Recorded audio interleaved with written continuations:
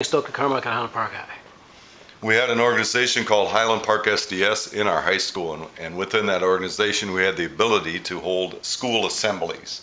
We decided in 1966 to hold a school assembly on the issue of black power. I was able to, because of my knowledge and acquaintances with Congressman John Conyers, to invite him to come and speak, and I also called Dorothy over at the SNCC office on Webb, and she indicated that she could get Stokely Carmichael to come and speak to the children. So I emceed the rally, and we had a packed house and packed seats, and Stokely calmly and clearly laid out what the principles of black power were to him, and our Congressman John Conyers also laid out what black power was being developed within the political system in 1966. What was the reaction of the students to Stokely?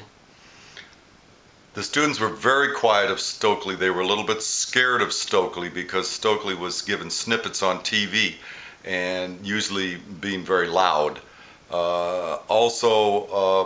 Stokely was, Highland Park was no different in other black communities. Stokely was a little dark, so he wasn't immediately copped to like Smokey Robinson or other people who were a little more comfortable.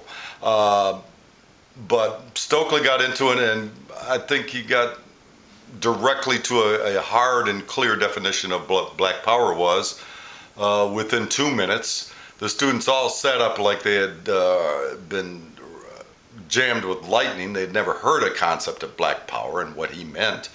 And Stokely, of course, was very forceful, so when we got to the questioning period, at one point, the assistant principal, a liberal, got up and asked, "What can white people do to help the movement?"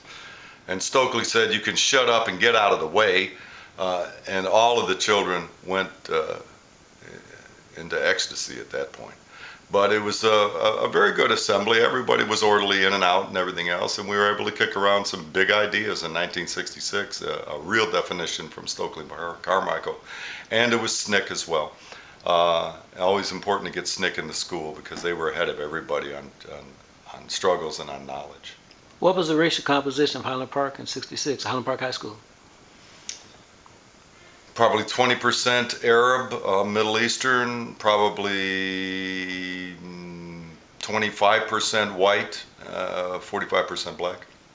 How was John Conyers received?